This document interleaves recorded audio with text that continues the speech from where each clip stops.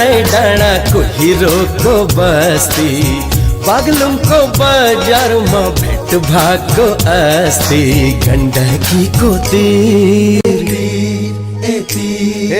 गण्डकीको तीर हाल खबर ठिकै छ सुको छैन पीर हाल खबर ठिकै छ सुको छैन पीर